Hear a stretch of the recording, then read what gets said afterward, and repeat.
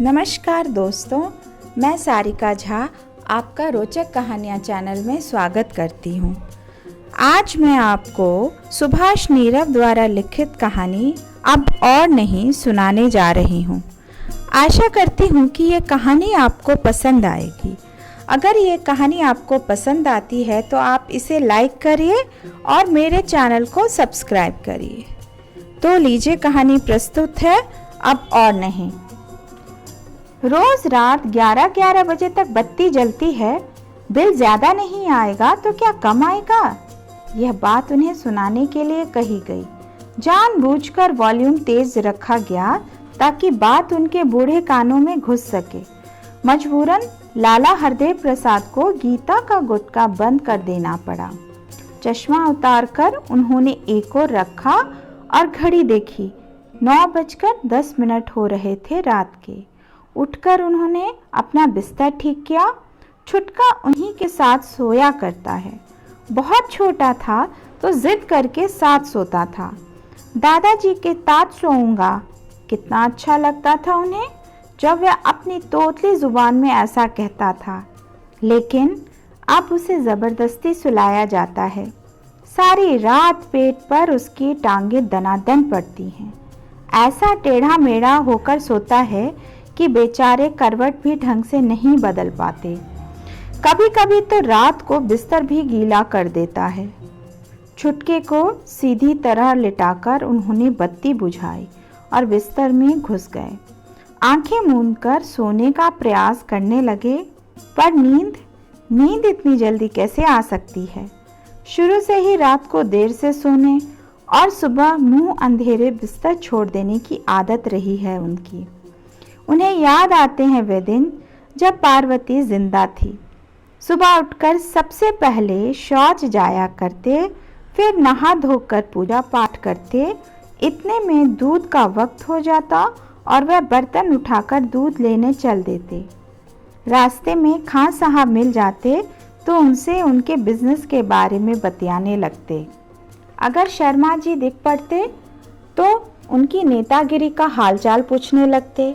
यही वक्त होता था उनके लिए गली मोहल्ले वालों से उनकी खैर खबर पूछने का। वहाँ से लौटते तो पार्वती चाय का पानी चढ़ा चुकी होती। जब मोहन नहीं हुआ था वे अपने को इधर उधर के कामों में उलझाए रखते या पार्वती के काम में हाथ बटाते। मोहन हुआ तो जैसे उनको खिलौना मिल गया।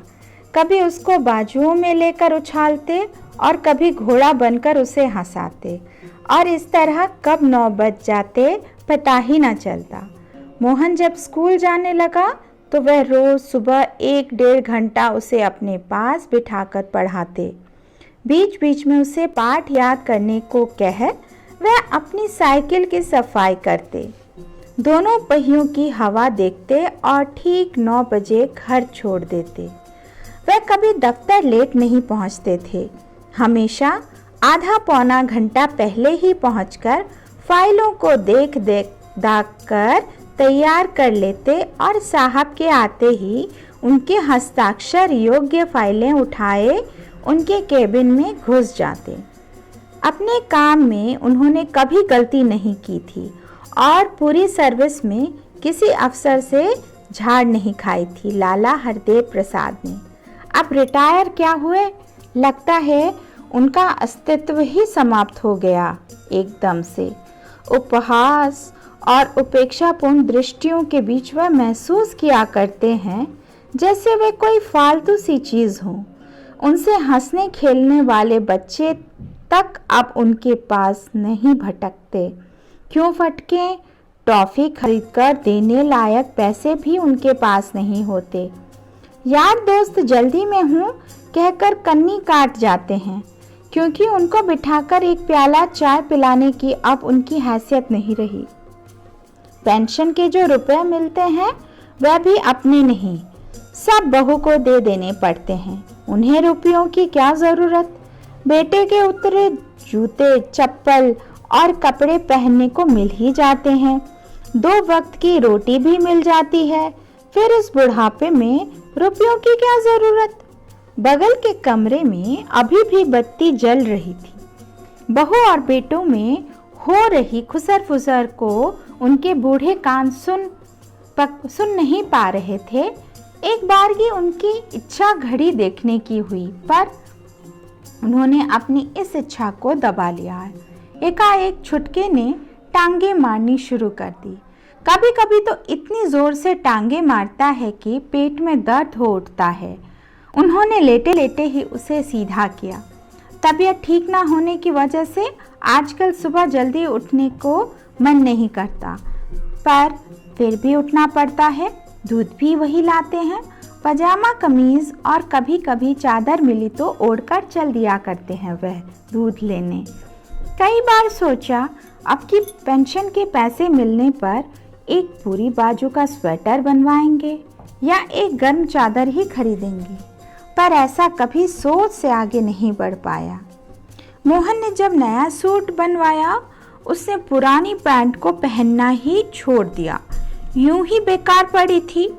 एक दिन उन्होंने हिम्मत कर कहा था, बेटा पुरानी पैंट तुम तो पहनते नहीं हो, वैसे ही बेकार पड़ी है, मैं ही पहन लिया करूं। इतना कहते हुए उन्होंने महसूस किया था जैसे आवाज़ गले के बाहर निकलना ही नहीं चाह रही है और वह उसे ज़बरदस्ती बाहर धकेल रहे हैं। पूरे समय नज़रें भी झुकी सी रही, जैसे वे भीख मांग रहे हों। एक बारगी तो अपने पर झुंझलाहट भी पैदा हुई। क्या ज़रूरत थी कहने की, बेटे को खुद नहीं दिखता। बेटे ने मना तो नहीं किया था, पर बात बहू पर डाल दी थी। साथ में ये कहते हुए, सुधा से कह देता हूँ कहीं कहीं से फटी हुई है। कुछ दिन तक तो वह चुप रहे, और जब कहा तो कभी फुर्सत नहीं है, कभी धागा नहीं हूँ, सिलूं किससे, वगैरह वगैरह सुनने को मिला। इसके बाद उन्होंने कहना ही छोड़ दिया। कुछ दिन बाद वही पैंट कुछ और पुराने उतरे कपड़ों के साथ बहू ने बर्तन बेचने वाली को दे दी और उसके बदले 3-4 चीनी मिट्टी के बर्तन के लिए। अच्छा होता अगर यह सब उनकी आंखों के सामने ना होता, तब कम से कम वह दर्द तो इस क्षण उनको भीतर तक चीरता चला गया था महसूस तो ना होता। एक क्षण को तो उनको रोना सा आ गया। उनकी कीमत रिटायर हो जाने के बाद चीनी मिट्टी के बर्तनों से भी गई बीती है। एकाएक हड़बड़ा कर उठना पड़ा उन्हें। उठकर बत्ती जलाई। छुटके ने पेशाब कर दिया था। नीचे का गद्दा बुरी तरह से भीग गया था। सुलाने से पहले वे छुटके को पेशाब करा लेते हैं, फिर भी कोई भरोसा नहीं। अब सारी रात गीले बिस्तर पर लेटो सो, दूसरे कपड़े भी नहीं हैं। उन्होंने छुटके को उठाकर कंधे से लगाया और नीचे का गद्दा उलट कर बिछाया।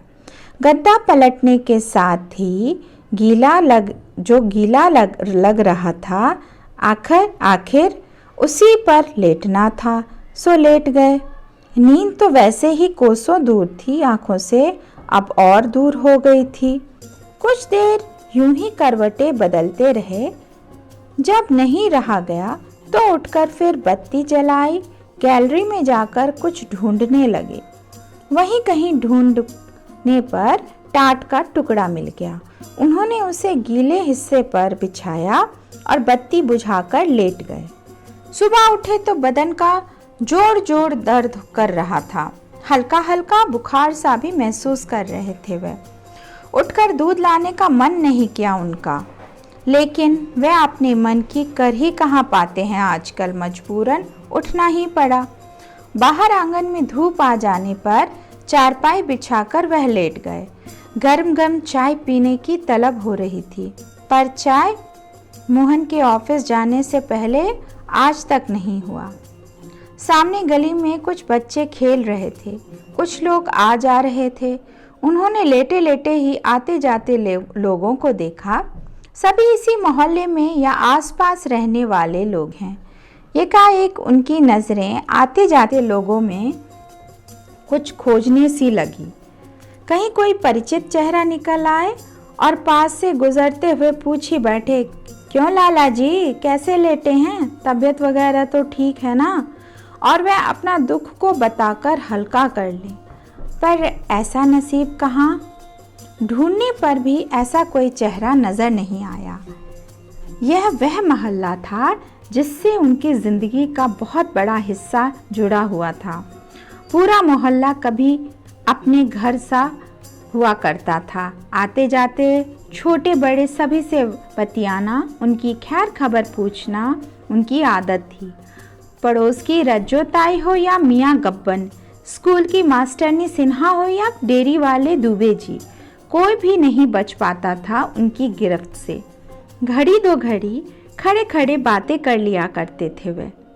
गोकुलदास तो अक्सर अपना रोना रोया करता था उनके आगे। क्या बताऊं लाला जी, जिंदगी से तो अच्छा है भगवान उठा ले। क्यों भाई क्यों, वे उत्सुकता से पूछते। अब एक दुख हो तो बताऊं। रिटायर क्या हुआ, कोई इज्जत ही नहीं रही।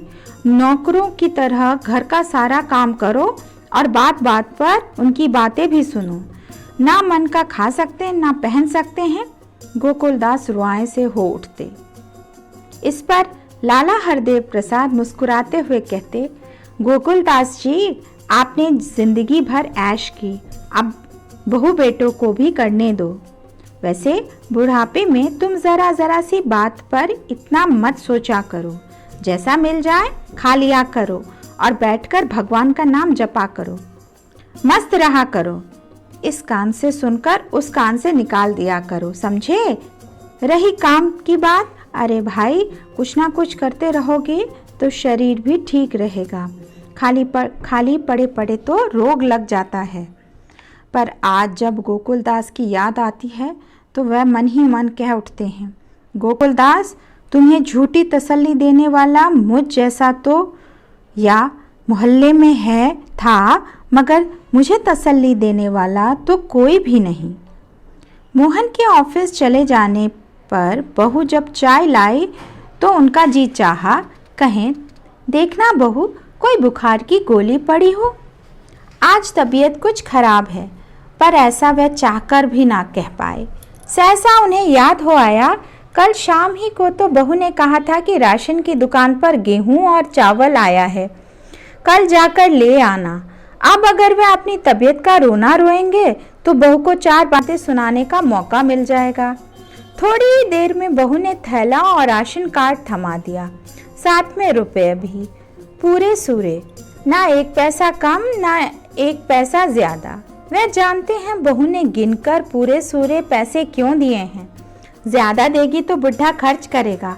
अभी पीछे ही तो बहू ने 10 का नोट मिट्टी का तेल लाने को दिया था।